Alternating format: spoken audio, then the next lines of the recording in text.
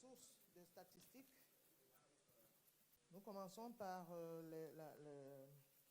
les statistiques fournies par le ministère des Finances du Cameroun.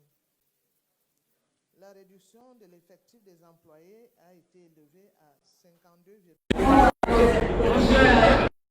C'est une catastrophe.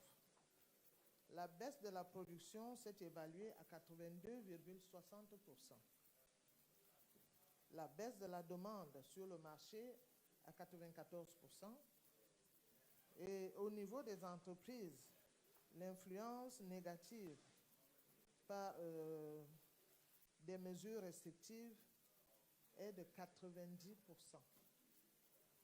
Alors, je pense que vous pouvez comprendre dans quelle situation on se trouve au Cameroun. Maintenant, nous avons également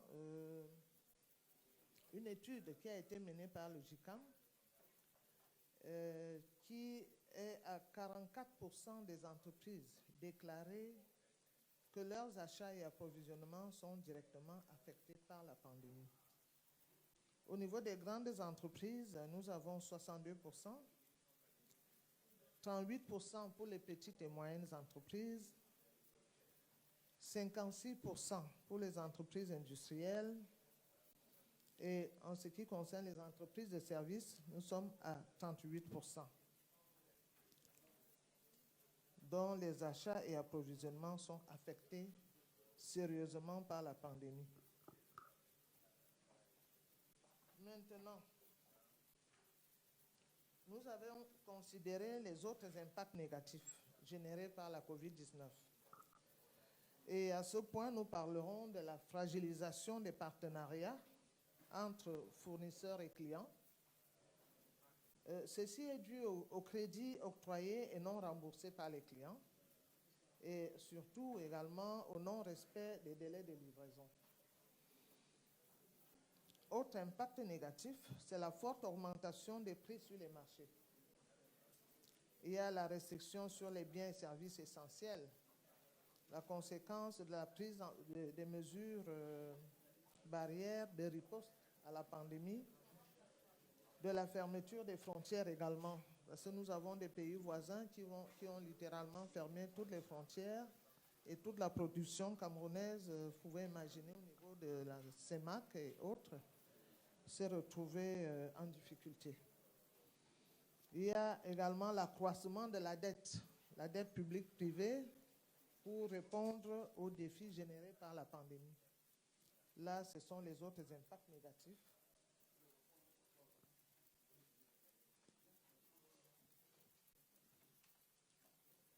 Alors, autre point, les stratégies d'organisation des activités commerciales pour répondre aux mesures de restriction imposées par la COVID-19. Nous avons vu l'émergence des solutions innovantes.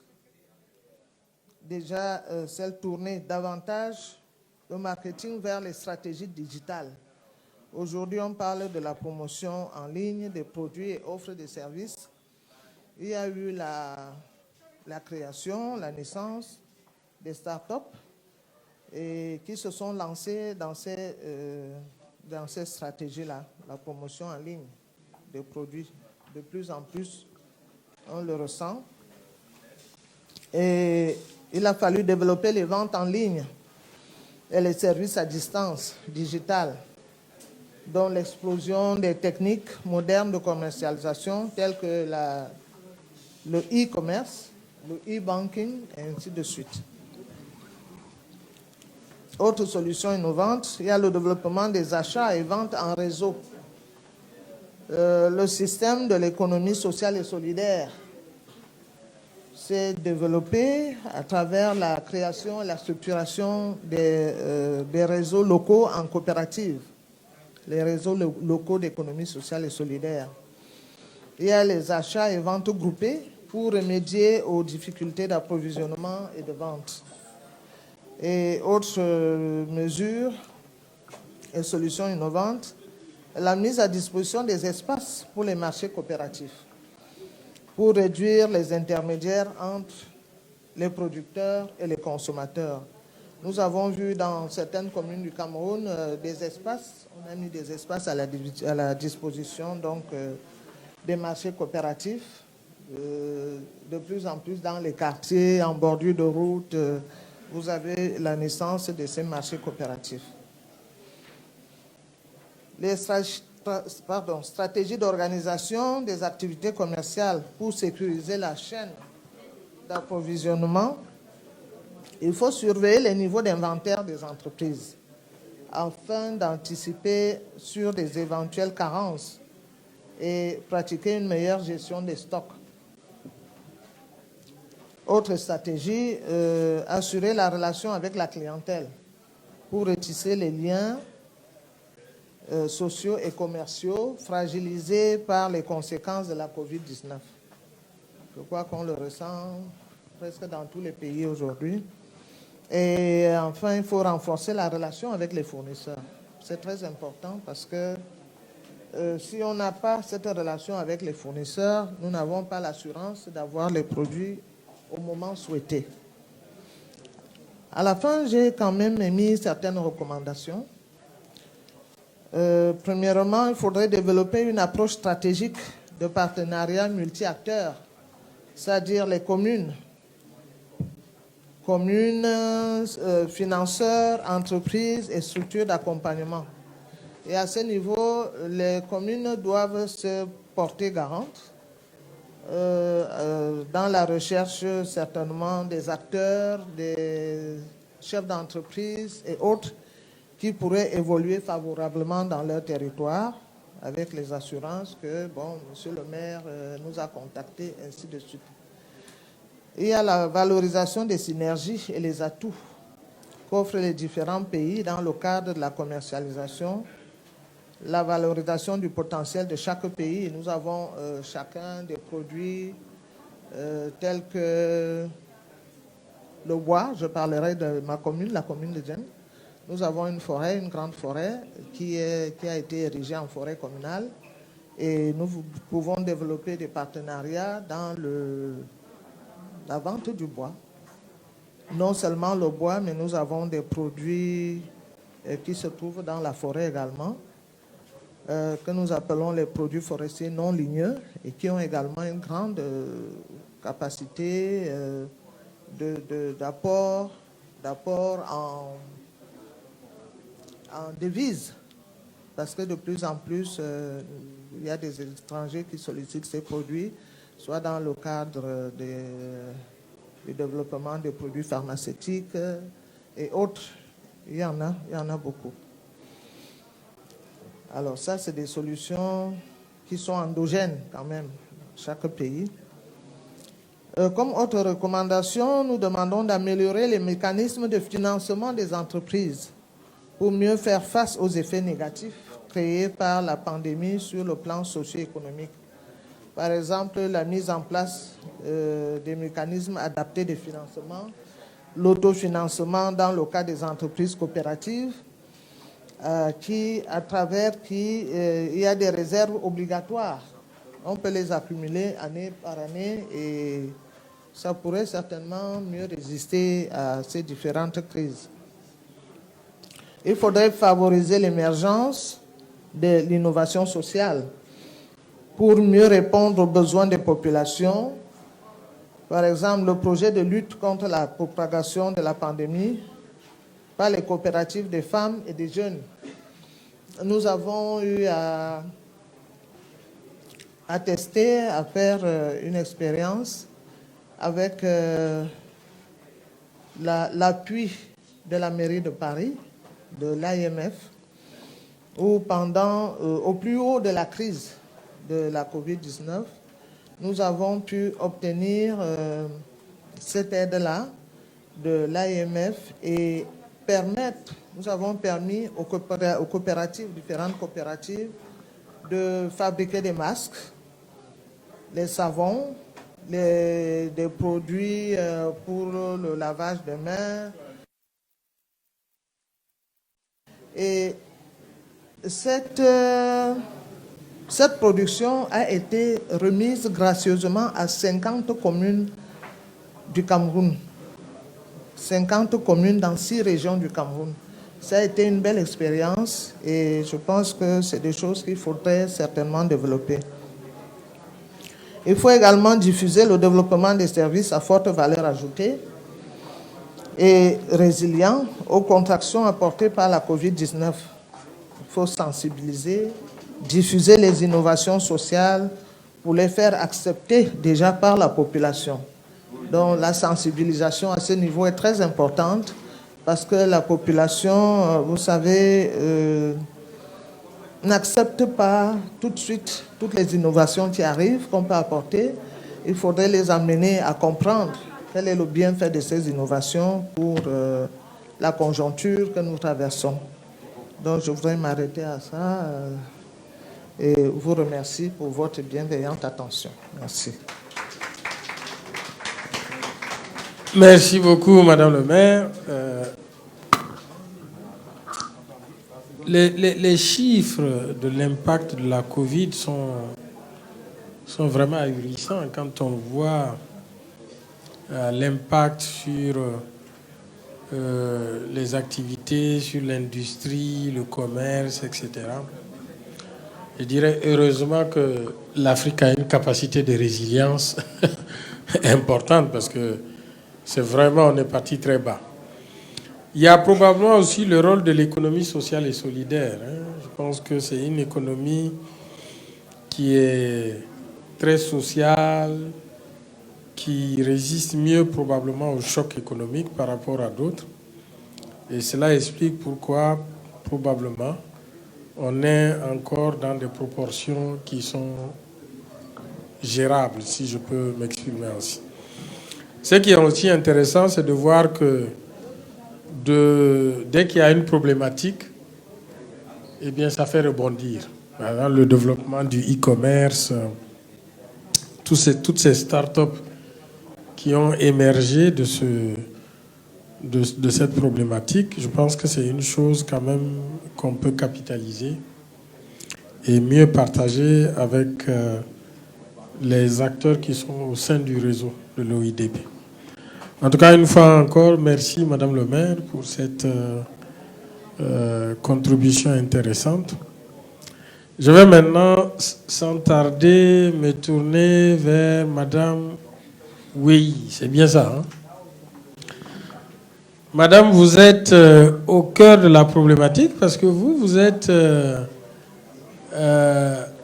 responsable de marchés, de commerçants dans le vivrier.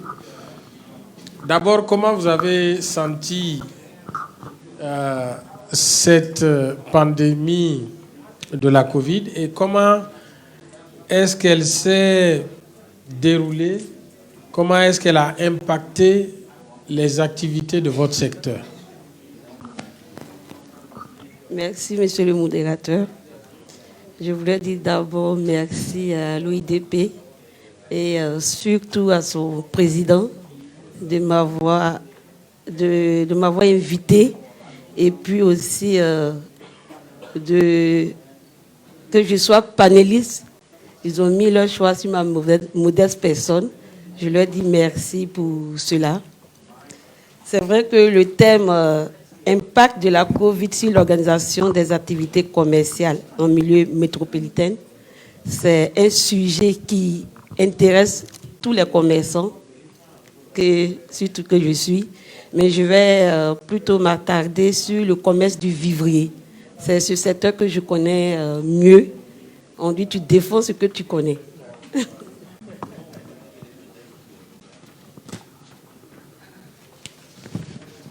C'est vrai que on dit la Covid maintenant, on ne dit plus le Covid.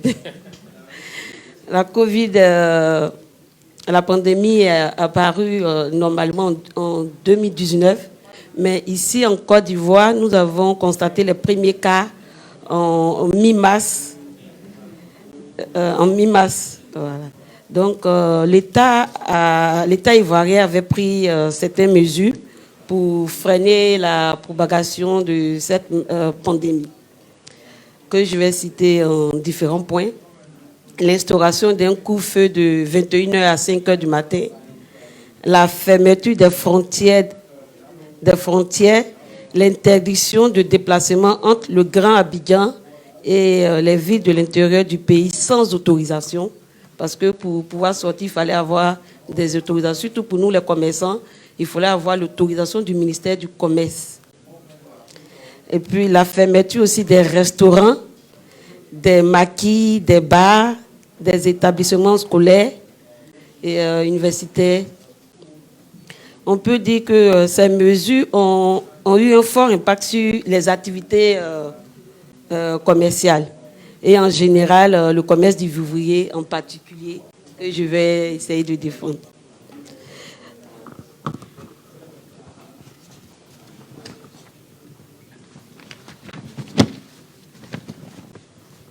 Donc, lorsqu'il y a eu cette pandémie, les marchés aussi ont essayé d'aider l'État en mettant sur place sur les marchés le lavage des mains et le port de masques obligatoires. En tout cas, à Cocovico, c'était obligatoire. Et puis, la distanciation sociale. Donc, pour réduire le nombre de personnes au marché, on était obligé de fermer les magasins qui ne vendaient pas les produits périssables.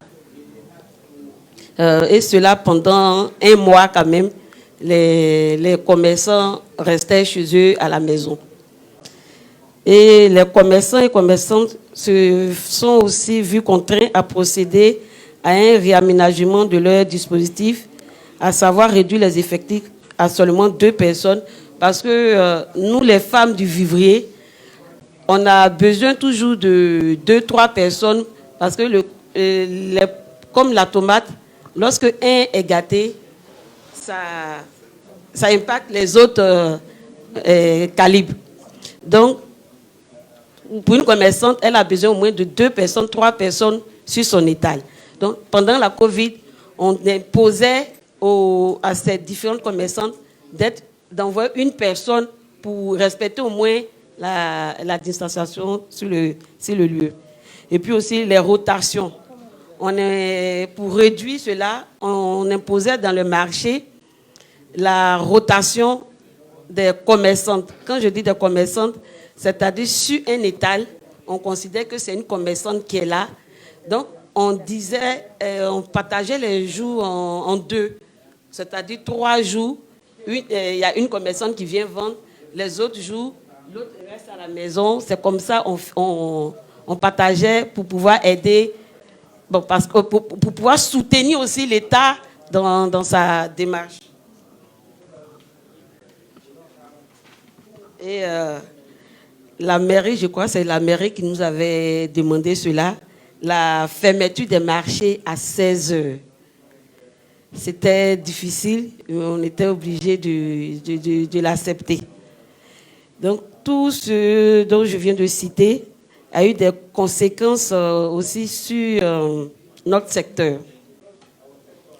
Donc, la mise en quarantaine de la ville du Grand Abidjan a fait une interruption partielle de la chaîne d'approvisionnement du vivrier, secteur où interviennent surtout les femmes. Pourquoi je dis une interruption partielle de la chaîne? Parce qu'il n'y avait plus de produits qui venaient sur Abidjan. Et puis aussi la suspension des activités des intermédiaires qui rassurent la liaison entre les marchés et les groupements de femmes qui font la précollecte des produits. Donc, on avait aussi assisté, vu que les camions ne rentraient plus sur Abidjan, et le Grand Abidjan aussi ne se déplaçait pas aussi vers les villes de l'intérieur. Donc, il y avait des flambées de prix qu'on avait constatées sur nos différents marchés qui agissaient sur le panier de la ménagère.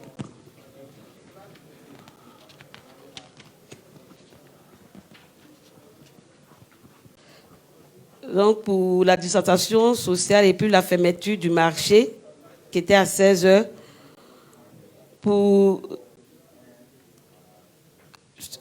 vu tout ce dont les commerçants ont souffert, il y a eu des commerçants qui étaient obligés d'abandonner le commerce parce que tu n'arrivais plus à écouler correctement et tu tombais toujours avec les prêts, si tu as pris des crédits, c'était vraiment compliqué. Et puis le taux aussi de fréquentation dans nos marchés par la population a fortement aussi baissé parce qu'on disait qu'il y avait la Covid, donc il y avait des gens qui avaient peur de venir dans les marchés. Et puis les commerçants aussi n'arrivaient plus à écouler convenablement leurs marchandises puisqu'il n'y avait plus de clients. Donc tu fais comment pour écouler tes marchandises? Donc ce qui agissait dans le portefeuille de la commerçante. Et puis, c'est là, je ne peux pas quantifier, mais ça a engendré d'énormes pertes. Parce que je n'ai pas les chiffres, il ne faudrait pas, mais au moins un commerçant sur un marché a perdu beaucoup de produits.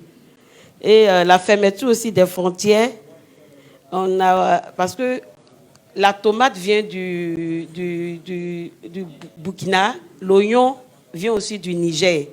La fermeture des frontières a fait que tout cela ne rentrait plus en Côte d'Ivoire. Donc les femmes, dans le souci de continuer leur activité, pour répondre aux attentes de la population, mais aussi et surtout subvenir aux besoins de leurs familles,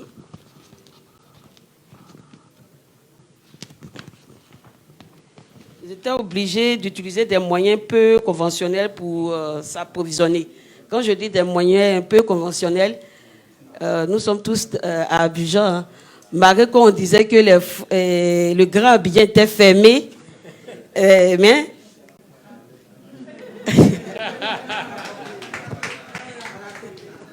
voilà.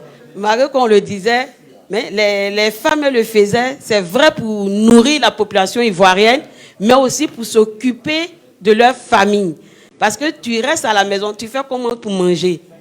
Tu ne peux pas. Donc, tu es obligé. Donc, ce qui faisait qu'il y avait aussi... parce que là, on a parlé du transport tout à l'heure.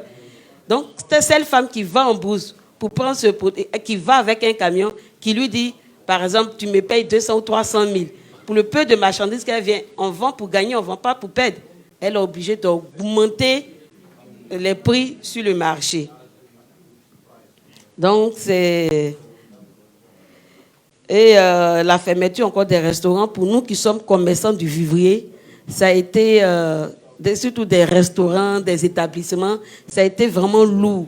Puisque on va me dire, pourquoi tu dis le restaurant est fermé, pourquoi ça agit sur ton commerce? Si ça agit sur mon commerce, parce que le restaurant, il vient payer la tomate, il vient payer l'aubergine, il vient payer la banane, il vient payer tous ces produits chez moi. Si le restaurant ne travaille pas, je ne travaille pas aussi. Voilà, c'est un manque à gagner. Donc, vu tout cela, mais la mairie, je voudrais aussi, comme il est le président de l'OIDP, je profite de cette occasion pour dire merci à monsieur le maire qui a beaucoup soutenu les femmes du marché de sa commune. Et aussi, pendant 2 mois, je crois, le mois de mars-avril, qui nous a exonérés de toute taxe. Bon, on n'a pas payé des taxes durant 2 mois. Et je profite aussi de l'occasion pour dire merci au président de la République de Côte d'Ivoire, son Excellence Alassane Ouattara, qui, par rapport aux coopératives du vivrier qui étaient éligibles, a pu donner un fonds de soutien pour que ces différentes coopératives puissent sortir un peu, c'est pas total, mais sortir un peu des problèmes. Donc, c'était ma contribution, je vous remercie. Merci beaucoup, Madame la Présidente. C'était très instructif. En tout cas, à chaque fois qu'on discute avec les acteurs du terrain, on ne peut qu'apprendre. Et c'est vrai que quand on prend une ville comme Abidjan, avec toutes ces grosses communes, toute cette population, et qu'on imagine fermer la ville, notamment dans ses accès vis-à-vis du reste du pays, c'est vraiment très compliqué. Cela veut dire qu'il faut avoir un stock alimentaire de longue durée et dans des produits périssables, ce qui n'est pas évident. Et forcément, ça engendre effectivement des flambées de prix. Il y a plusieurs exemples comme ça dans la sous-région, notamment au Niger aussi, à Niamey, où on a confiné la capitale. Et puis on s'est rendu compte que les gens, plus ou moins, se débrouillent pour s'alimenter parce que c'était vraiment intenable. Donc ça, c'est vraiment très intéressant. Alors, nous allons passer au prochain panéliste, Monsieur le maire de Bafoussam, qui va aussi nous dire quel est l'impact et comment est-ce qu'à Bafoussam, dans sa commune, les populations ont trouvé des solutions endogènes. Monsieur le maire. Merci docteur. Je suis dans le maire de la ville de Bafoussam. Je voudrais commencer par dire merci à l'OIDP et à son président qui a bien voulu m'inviter à ce rendez-vous. Je dois dire, à la suite des autres panélistes et surtout de ma consoeur, qu'effectivement, à partir du mois de mars 2020, presque tous les États africains qui faisaient face à cette pandémie ont pris des mesures qui, au départ, étaient surtout des mesures pour limiter la propagation de la maladie. Mais ces mesures ont rapidement montré des sérieux effets sur toutes les activités, et notamment sur les activités commerciales. Bafoussam est la 3e ville du Cameroun.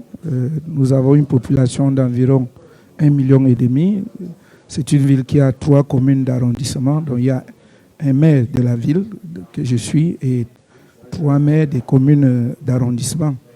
Mais dans l'ensemble, la ville a plus de 4 grands marchés qui comptent environ 10 000 commerçants, 10 000 boutiques. Et puis Bafoussam est un bassin avicole, le premier bassin avicole du Cameroun. Et également, c'est une zone où il y a beaucoup de cultures vivrières et maraîchers. Bafoussam, à partir des productions qui sont faites à Bafoussam, permettent de nourrir, de servir d'autres grandes métropoles de la ville, ainsi que certains pays voisins. Il faut donc comprendre que le dérèglement provoqué par les mesures barrières sur les activités commerciales ont eu beaucoup d'effets. Dès les premières heures de la pandémie, donc, les mesures ont été prises par le gouvernement. C'était des directives drastiques qui visaient principalement à limiter la propagation du virus.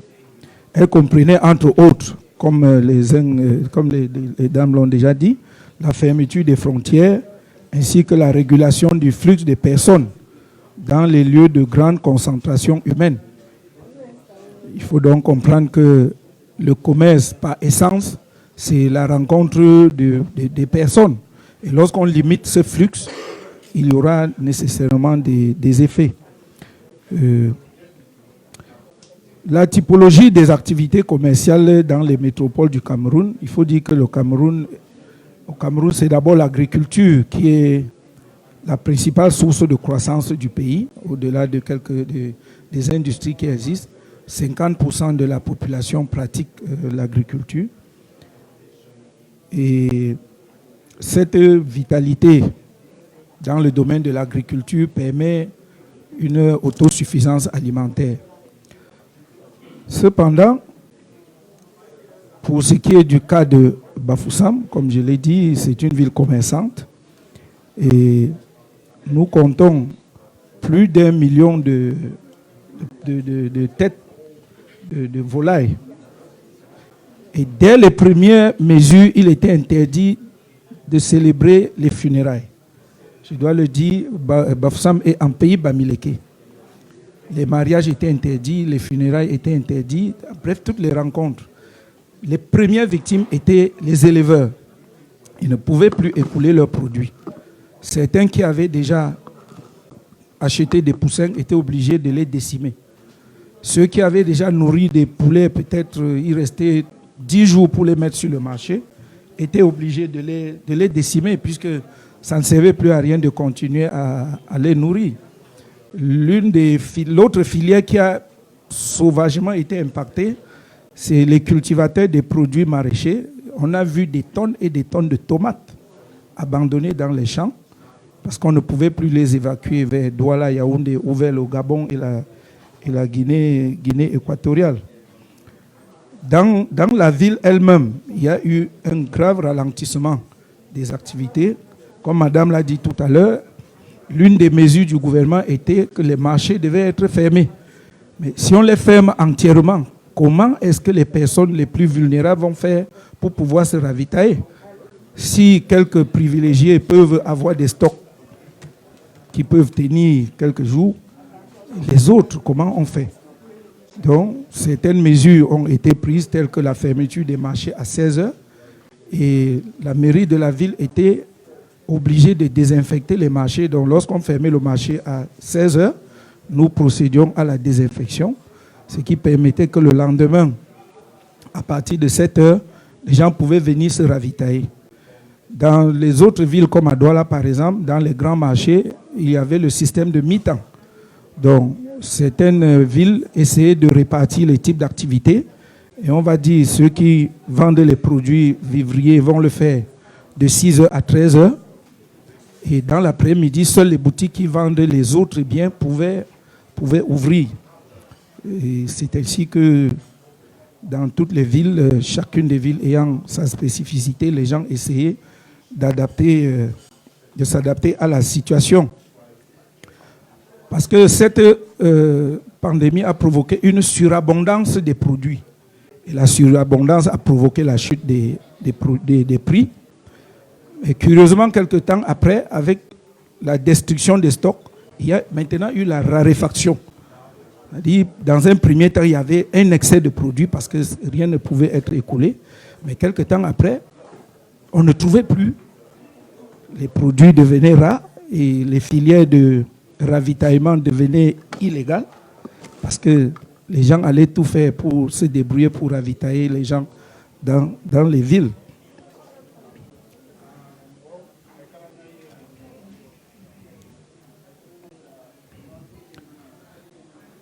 Cette crise a donc bouleversé les modèles économiques et les comportements des consommateurs. Et pour faire face à la baisse drastique des chiffres d'affaires et de la productivité, les commerçants ont révisé leurs objectifs et leurs activités afin de mettre en place une nouvelle dynamique devant leur permettre de se relancer. Cette démarche a bénéficié de l'accompagnement de l'État camerounais qui, dès avril, ayant constaté les effets néfastes des mesures drastiques, a procédé à certaines mesures d'assouplissement. Notamment, à un moment, il était question de savoir s'il fallait un confinement total ou pas. Est-ce qu'il fallait un couvre-feu total ou pas? Mais l'État a plutôt pris certaines mesures d'assouplissement. Et les commerçants étaient les premiers bénéficiaires parce qu'il a été demandé aux communes de ne plus percevoir le loyer sur les boutiques. Et puis, certaines taxes qui étaient que les commerçants que nous appelons les Bayamsel en payaient, elles étaient dispensées du paiement de ces taxes. Je crois que cela a duré presque 6 mois ou 1 an. Donc, les communes ne devaient plus dans leur marché percevoir le loyer sur les places dans les marchés afin de permettre que ces commerçants puissent se relever. Également, de nouvelles stratégies commerciales ont connu un nouvel essor, comme Madame l'a dit tout à l'heure, à l'instar du e-commerce. De nombreux sites de vente en ligne ont vu le jour, permettant aux commerçants de diversifier leurs canaux de vente et de dématérialiser leurs magasins et se rapprocher de leur clientèle. Il y a également une économie opportuniste adossée sur la lutte contre la pandémie à coronavirus qui s'est développée. Notamment, on a vu naître des unités de fabrication artisanale des masques, des unités de fabrication artisanale des gels hydroalcooliques, des usines même de montage des portiques de désinfection. sans oublier la pharmacopée traditionnelle qui s'est engagée dans la recherche des solutions cliniques à la maladie. Elle s'est enrichie de nombreux laboratoires de recherche qui proposent des traitements qui font leur preuve dans la prévention et la guérison de cette pandémie. Actuellement, au Cameroun, il y a 3 produits qui ont été validés par le ministère de la Santé pour la lutte contre la pandémie à coronavirus. Face à toutes ces situations, les CVUC et communes et villes unies du Cameroun ont fait des plaidoyers auprès de l'État pour pouvoir venir en aide aux communes, parce que les communes, chez nous, étaient dans les premières lignes pour la lutte. La plupart de leurs taxes la plupart des taxes que les communes percevaient auprès des commerçants étaient suspendues.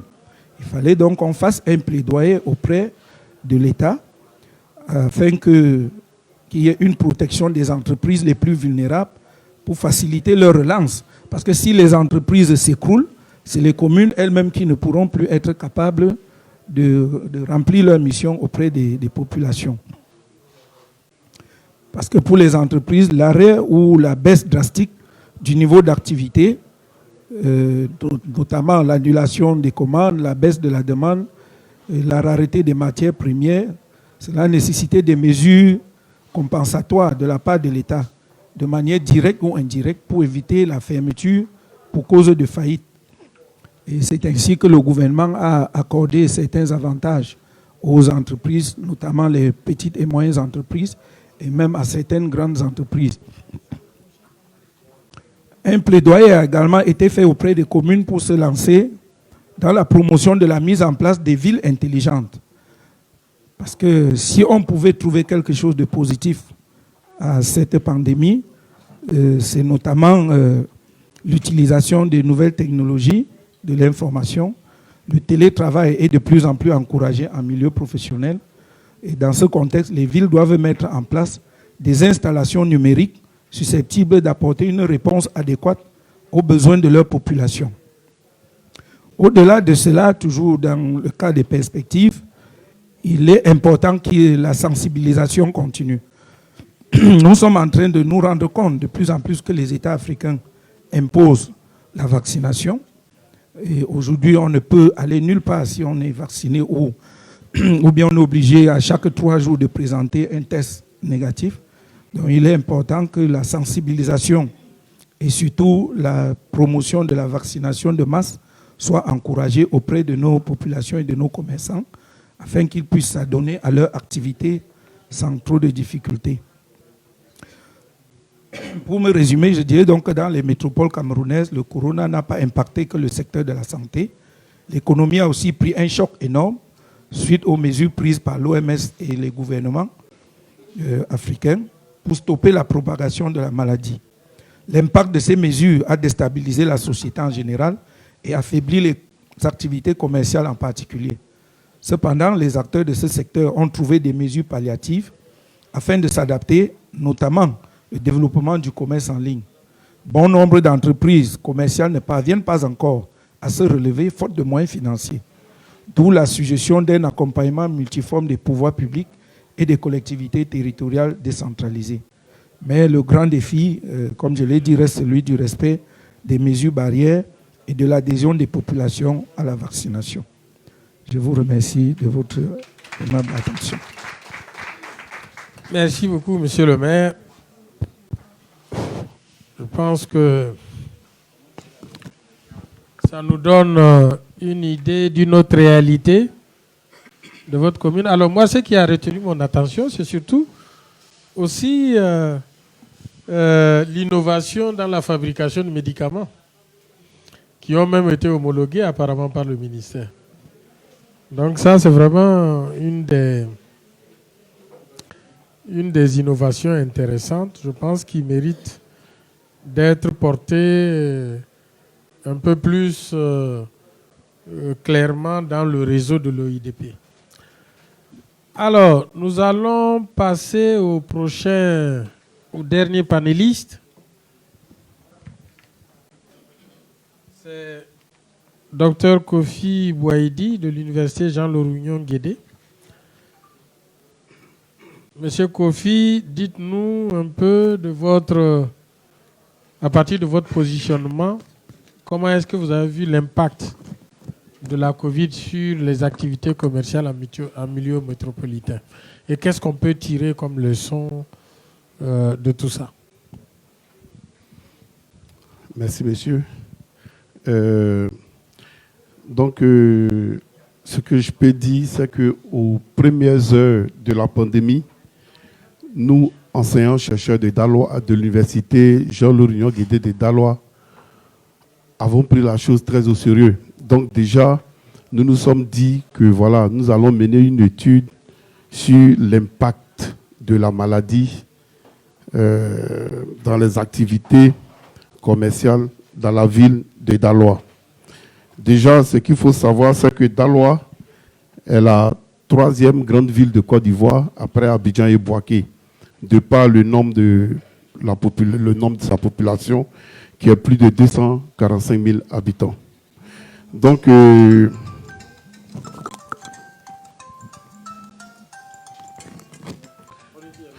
aux premières heures déjà, nous avons voulu faire une étude sur l'impact sur l'organisation des activités économiques à Daloa. Et nous avons mené une enquête. Au cours de cette enquête, nous nous sommes rendus compte d'un fait. Le fait est que, à la fin de chaque entretien, les gens nous disent que, voilà, on ne sait pas pourquoi l'État en fait trop pour une maladie qui ne vaut vraiment pas la peine. Donc, nous nous sommes dit, attention, c'est vrai que nous allons faire une étude de l'impact, mais en même temps, nous allons faire une étude aussi pour comprendre, pour voir si ceux-là même qui sont impactés ont une connaissance de la maladie, c'est-à-dire du coronavirus. Donc voilà deux études que nous avons voulu bien associer. Alors, concernant l'impact, comme l'ont dit les autres panélistes, il y a eu une baisse d'activité. Et ça, je viens de comprendre que ça a été général vraiment dans toute l'Afrique, particulièrement en Côte d'Ivoire. Il y a une baisse d'activité. Alors, pendant le confinement, c'est-à-dire du 29 mars au 15 avril, où aucun transport n'était autorisé entre le Grand Abidjan et le reste du pays, la totalité des entrepreneurs et la quasi-totalité des travailleurs font état soit d'une cessation complète d'activité. C'est-à-dire qu'il y a eu 29% qui ont eu une cessation complète d'activité et on a eu 66% qui ont eu une baisse d'activité. Donc, au cours des premières semaines du confinement, encore 17% des activités sont à l'arrêt et 77% fonctionnent sur une base extrêmement limitée. Voilà. Donc,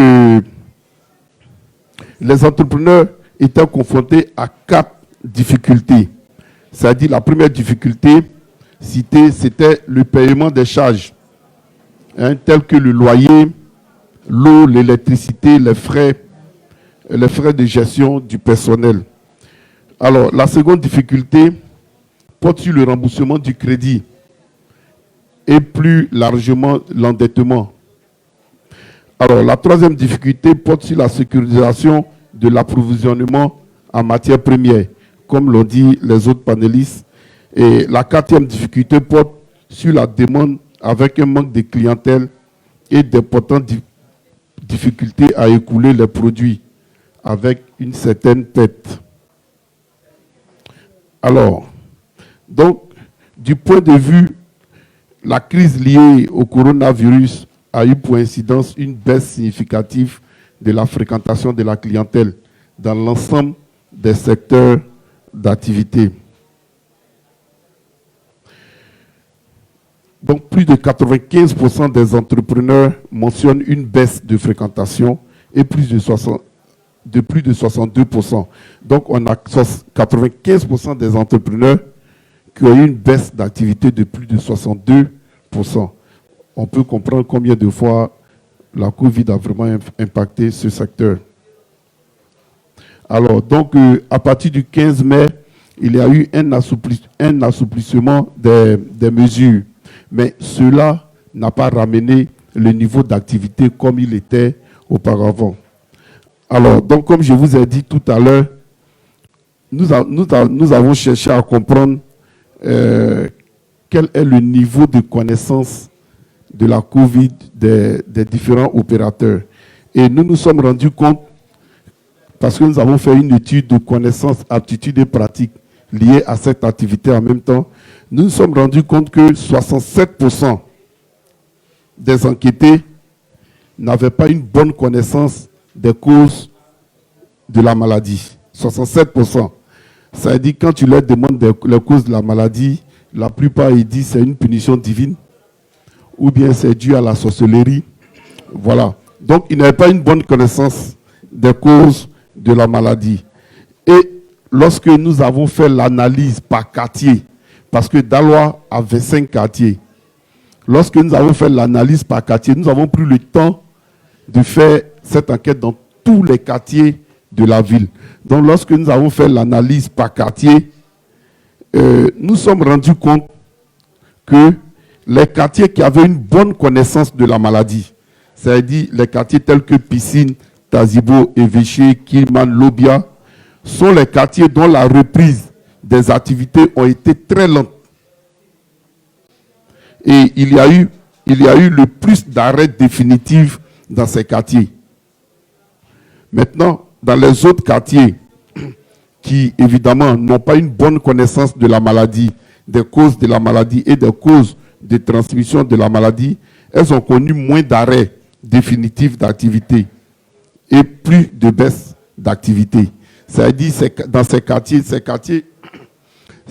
qui n'ont pas une bonne connaissance de la maladie, il y a eu une facilité de reconversion dans les activités. Par exemple, les dames qui faisaient la couture se sont reconverties dans la confection des casques et autres, par manque de clientèle. Voilà, donc voilà un peu ma contribution à ce panel. Je vous remercie. Merci beaucoup, M. Kofi. Non, mais c'est vraiment très intéressant. L'impact négatif du Covid, apparemment, ne connaît pas les grandes villes, les petites villes, les villes de province. Ça frappe de façon indéfinie. Et ça montre aussi la capacité de résilience des populations. Je pense que cette recherche est intéressante. Si on peut avoir le rapport à partager au sein du réseau, voilà, je pense que ça permettrait aux uns et aux autres d'avoir une meilleure connaissance de la déclinaison locale des impacts de cette maladie. Alors, sans plus tarder, je vais passer la parole dans la salle. S'il y en a qui ont des questions, des contributions, etc. Madame d'abord, vous, ensuite derrière.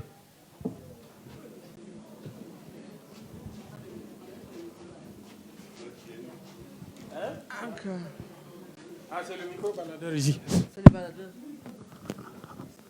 Bon, je vous donne ce micro. Merci. Voilà. Merci. Donc, bonjour tout le monde. Moi, je suis Madame Atikatou Dieng. Je viens de la Mauritanie. Voilà. Et je suis de la société civile. J'ai une organisation, un think tank qui s'appelle Alliance Citoyenne. Et nous travaillons sur les thématiques de... Alors, bonjour tout le monde. Moi, je suis Madame Atikatou Dieng. Je viens de la Mauritanie, de la société civile. Je ménage une association, un cercle de réflexion citoyen qu'on appelle Alliance Citoyenne, qui travaille sur les questions de gouvernance, paix et sécurité. Je vais juste faire un commentaire par rapport à ce qui a été dit ici. Donc, je félicite le modérateur et les différents panélistes pour le niveau de leur partage d'expérience. Quand on parle de Covid, moi, j'ai tout de suite envie de rebondir pour dire l'impact du Covid de façon générale, mais quel a été cet impact sur le niveau de l'autonomisation des femmes? Madame. Sur le potentiel de résilience ou d'autonomisation des femmes. C'est le potentiel, non, je préfère pas. C'est le potentiel de résilience et d'autonomisation des femmes. On sait que le Covid a affecté de manière, si vous voulez, globale tout le monde, mais vous conviendrez avec moi dans cette salle-là que les femmes ont été les plus affectées. Maintenant, ce que je prierai les chercheurs qui sont dans cette salle-là, c'est d'aller plus en profondeur pour un peu, si vous voulez, analyser, comme on le dit dans le jargon, de façon sexo-spécifique, comment les femmes ont été plus impactées. Parce que, à écouter madame qui est dans le vivrier, les femmes ont dû fermer leurs boutiques, elles ont dû. Ça, c'est dans le monde, c'est au niveau de la métropole. Dans le monde rural, c'était autre chose. L'impact a été tellement... La pandémie son effet a été tellement de surprise qu'on n'a même pas eu le temps de réaliser, en fait, qu'est-ce qu'on a perdu. Donc, j'invite les chercheurs qui sont dans ce panel et dans la salle à aller de plus en détail pour voir un peu comment les femmes, aussi bien dans le monde rural que dans la métro, ont été affectées suivant les différents, qu'elles soient dans l'élevage, qu'elles soient dans l'agriculture. Nous sommes en train de réfléchir au niveau régional sur l'impact du Covid sur les femmes agropasteurs au niveau du PRAP, ce projet régional d'agro-silvo-pastoral au Sahel. Mais c'est vrai qu'on s'enrichirait aussi des différents apports de tout le monde. Et je vous remercie. Merci beaucoup. Alors, derrière vous, si vous pouvez tendre le micro à votre collègue là-bas.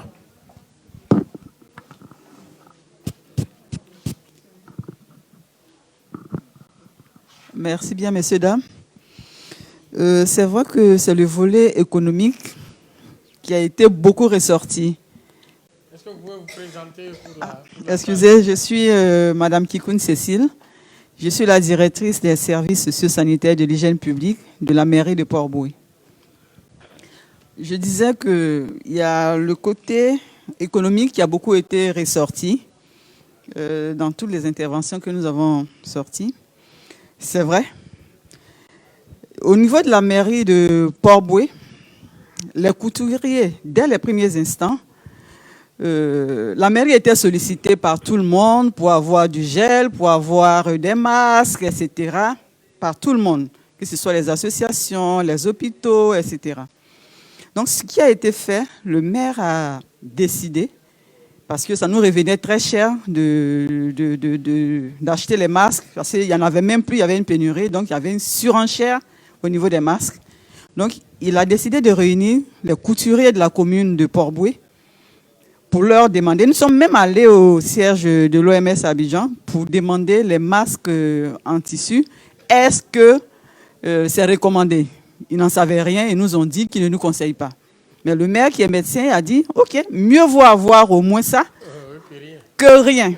Donc, il a réuni tous les couturiers de la commune de Port-Bouët et il leur a donné un contrat de fabrication des masques et la mairie payait ces masques pour les redistribuer. Nous avons fait 20 000 masques qui ont été distribués. Le maire et son conseil municipal se promenaient de quartier en quartier, de village en village, pour pouvoir encourager les populations à porter des masques. On était aussi sollicité pour le savon, pour le lavage des mains. Nous avons acheté du matériel de lavage des mains, les seaux à robinet, et c'était payé avec les opérateurs de la commune. Donc ça faisait rentrer de l'argent déjà chez ces commerçants. Et il y a des femmes qui ont été approchées pour fabriquer localement du savon qu'on a distribué dans les centres de santé, dans les écoles, là où on pouvait distribuer. Mais l'autre côté aussi qui peut-être n'a pas été vu par tout le monde, c'est que les marchés étaient fermés, on en a parlé, les marchés étaient fermés à une certaine heure. Mais ce que nous avons fait à Port-Bouët, les marchés ont été nettoyés. Il a été demandé à toutes les femmes de se réunir, les commerçantes, les responsables des marchés. Donc, elles ont fait un grand ménage dans les marchés.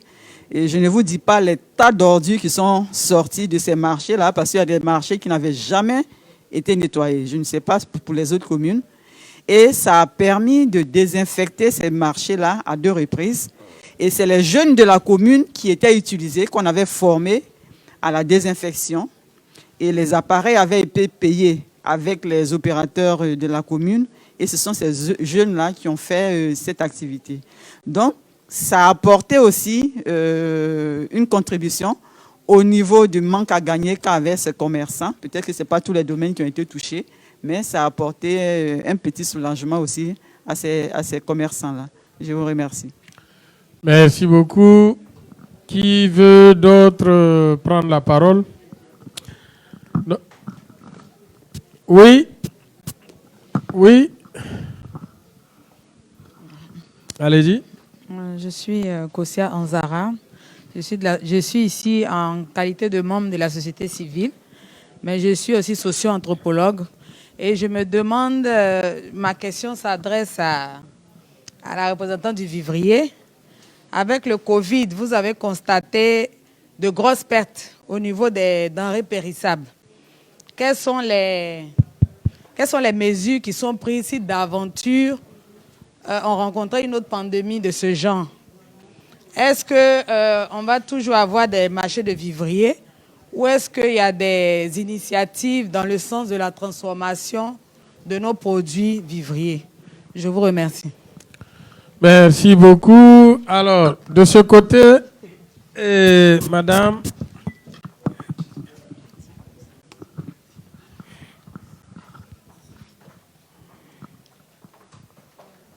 Bonjour l'Assemblée. Je me nomme Madame Megue Adelaïde. Je suis la première vice-présidente de l'Association des présidentes des marchés de Cocody. Je voudrais ici remercier vraiment cette initiative.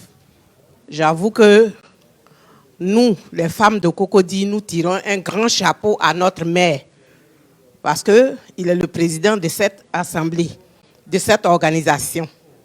Aussi, nous voulons relever que pendant cette pandémie, il n'a pas dormi pratiquement pour sa population.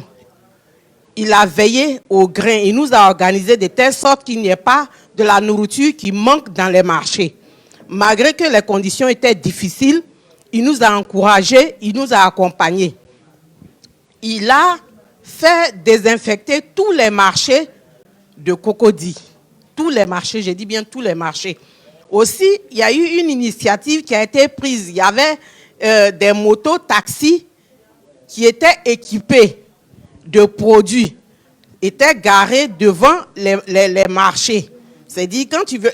Non, il a distribué des seaux, du matériel et autres qu'on utilisait, mais malgré ça, il est venu renforcer avec ces motos-cyclistes-là qui étaient là. C'est-à-dire, toute personne qui veut entrer dans le marché pour faire son marché, lave les mains, se nettoie les mains, entre, fait son marché et il revient. Donc, il nous a organisé de cette manière-là. Il était bon qu'on le dise. Et nous voulons vraiment féliciter c'est-à-dire que ce nouveau genre de maires qui se mettent à la disposition de leur population, effectivement. C'est ce que nous demandons. Les femmes sont décidées à travailler. Elles veulent travailler, quelles que soient les conditions. La femme étant une mère, elle se lève le matin à 4 heures du matin et elle veut forcément faire quelque chose pour sa population, sa famille et autres. Nous remercions cette initiative et nous disons encore grand merci à notre maire, M. Yassé. Je vous remercie. Merci beaucoup. Mais madame, vous êtes au cœur de cette problématique. Hein? C'est la démocratie participative. Hier, on en a discuté en long et en large en plénière. La démocratie participative n'est pas l'ennemi de la démocratie élective. Même quand on est élu, on gagne toujours à revenir aux populations, à travailler avec elles et à faire en sorte que les choses avancent. Donc c'est ça l'essentiel. Juste tout à l'heure quand madame parlait des masques, ça me faisait un peu sourire parce que moi je suis au Maroc. Quand on a annoncé à un moment que les masques étaient obligatoires, mais il fallait voir. Les gens migraient de pharmacie en pharmacie, on prenait les pharmacies d'assaut pour avoir des masques, il n'y en avait pas. Et en Europe, je vous assure que les bandits se sont recyclés. Au lieu d'attaquer les banques, ils attaquaient les cargaisons de masques. Vous avez des bateaux de masques qui disparaissaient en haute mer, des choses comme ça. Donc, c'était vraiment une vraie préoccupation. Quelqu'un d'autre veut ajouter, sinon on va revenir aux membres du panel. Alors, on va revenir donc au panel. Madame, je crois qu'il y a une question spécifique pour vous.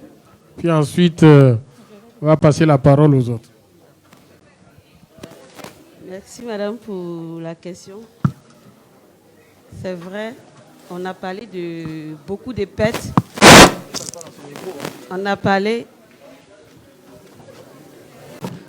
de beaucoup de pertes pendant la pandémie de la Covid qui continue toujours. Et on ne va pas rester que dans la commercialisation du produit en tant que tel. On doit penser à la transformation. Mais dire transformation n'est pas aussi donné à tout le monde. Ça a besoin de beaucoup de moyens. Parce qu'un appareil, une machine, elle coûte. Donc, ce n'est pas une petite commerçante. Quand je dis une petite, c'est par rapport à son étal. Une dame qui se débrouille au marché avec 50 000, qui a une grosse perte, ne peut pas penser à la transformation. Donc, nous, on demande, quand vous nous posez cette question aujourd'hui, on demande aux personnes de bonne volonté de nous venir en aide, surtout aux banques. Parce qu'une commerçante, comme on le dit, une maman, elle est prête toujours à rembourser quand elle prend un crédit. Donc nous demandons aux banques d'aider nos mamans qui se débrouillent pour pouvoir nourrir la population. Quand je dis la population, c'est mondial. Parce que je ne vais pas que parler de celle de la Côte d'Ivoire. Et nous, à Coco Vico, la pandémie aussi, comme on le dit, elle a ses avantages et puis ses inconvénients. Mais on a pensé que pendant la maladie, les gens n'arrivaient pas à écouler leurs produits. Donc, je peux dire que Coco Vico aujourd'hui est le seul marché qui est connecté. Connecté Internet, parce qu'aujourd'hui, on pense au digital. Donc, on a pensé à ça pour nos commerçants. Étant dans leur magasin ou sur leur étal, elles peuvent commercialiser leurs produits. Si j'ai répondu à votre question.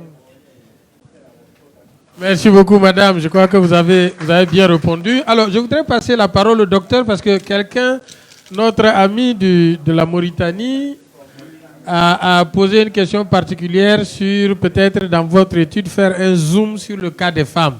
Qu'est-ce que vous en pensez? Oui, c'est vrai. Votre préoccupation, elle vient à point nommé.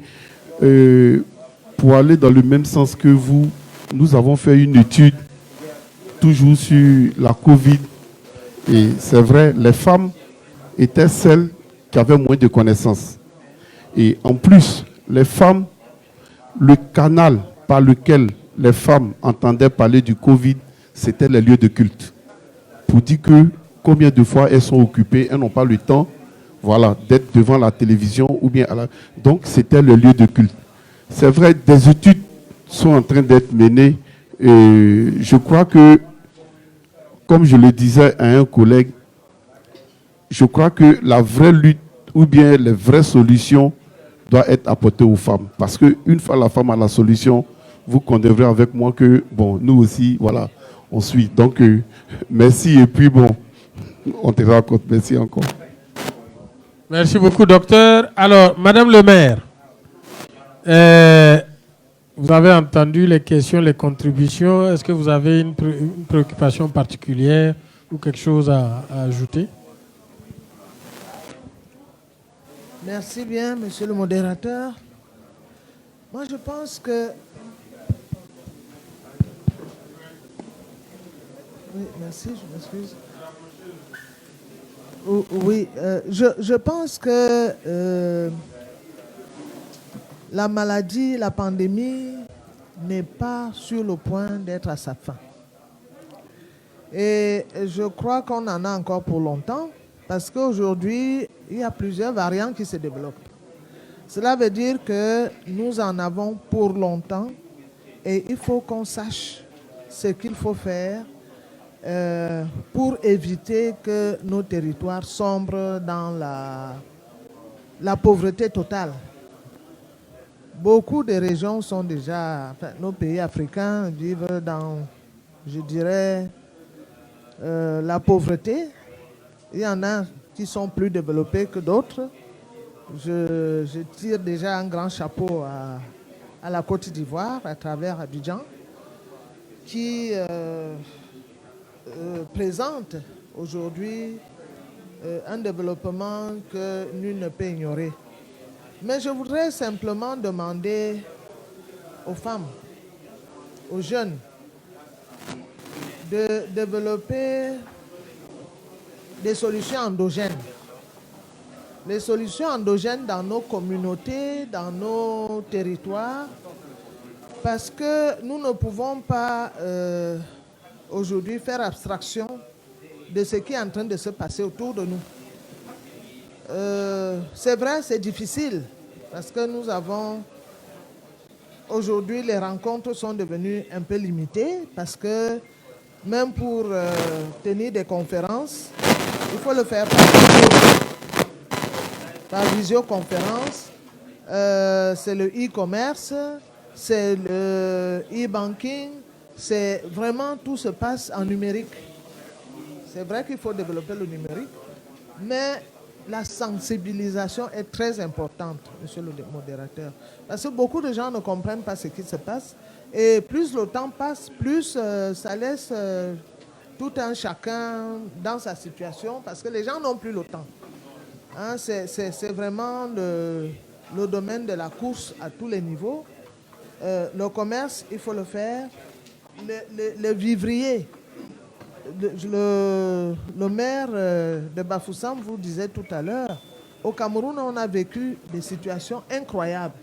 Alors, des tonnes de produits qu'on versait partout, qui pourrissaient dans les marchés. La tomate, à cause des frontières fermées, ne se vendait plus. Le panier de tomates qui se vend à 5 000 était à 500 francs, 1000 francs. Et vraiment, ça décourage tout le monde. Donc, il faut qu'on réfléchisse pour développer des solutions endogènes qui nous permettent, comme la dame disait tout à l'heure, peut-être au niveau de l'industrie, même si c'est la petite industrie, on peut développer ces mesures-là, des solutions endogènes qui permettent de mettre la tomate peut-être en concentré, ainsi de suite, pour que nos agriculteurs ne meurent pas.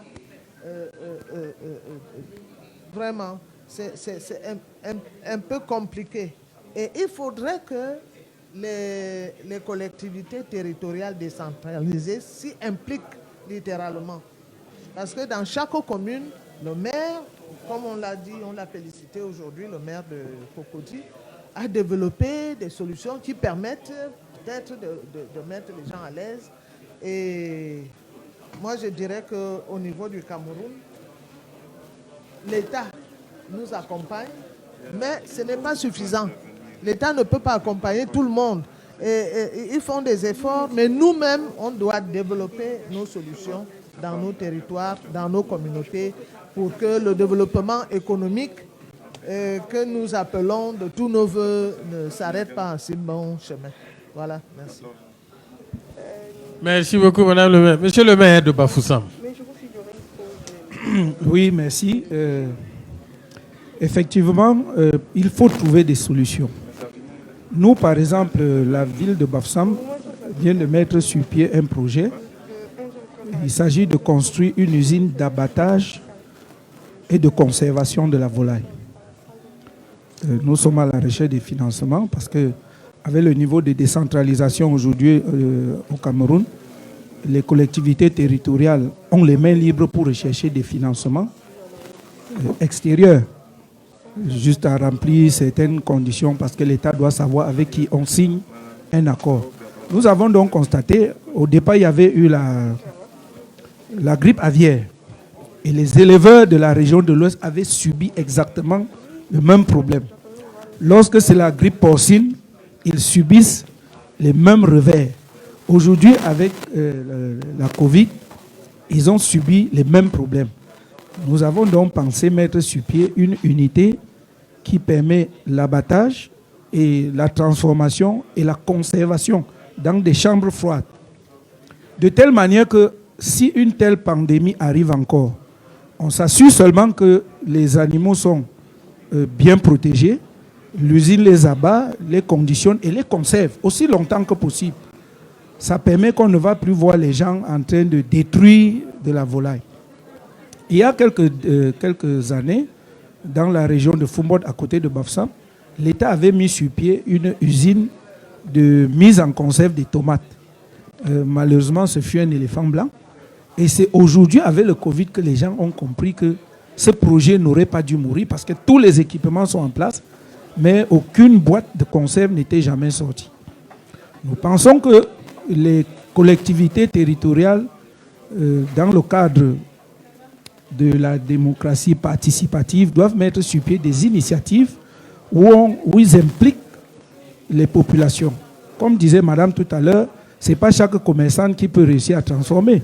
Mais la commune peut créer un GIE au sein duquel les commerçantes sont parties prenantes, sont même majoritaires.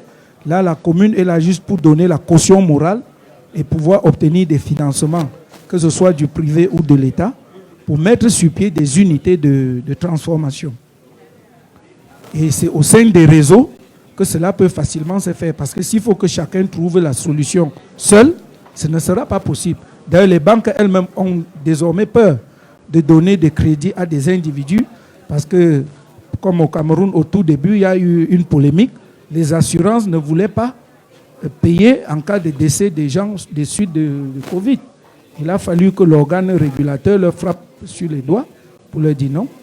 Lorsque quelqu'un a signé une assurance vie, même s'il meurt de Covid, vous êtes tenu de payer. Donc même les banques ont peur de donner des crédits à des personnes physiques. Mais si c'est au sein des groupes, avec l'appui des communes, nous pensons que cela peut facilement être fait. Pour revenir un peu à ce que je disais tout à l'heure, c'est en juillet 2021, comme je le disais, près de 4 produits ont été validés au Cameroun. Il est vrai, le ministère a dit que c'est des adjuvants au protocole de traitement. Moi, je pense que c'était plus pour ne pas subir les foudres de l'OMS. Mais les gens savent que ces produits, parmi lesquels il y a l'archevêque métropolitain de Douala, qui, à la base, est d'abord un naturopathe. Il a développé un des produits qui permettent de combattre efficacement le Covid. Merci. Merci, monsieur le maire. Oui, vous voulez ajouter juste un petit mot? Juste un petit mot pour dire, tout à l'heure, nous avons parlé des réseaux. Et je pense que c'est absolument important.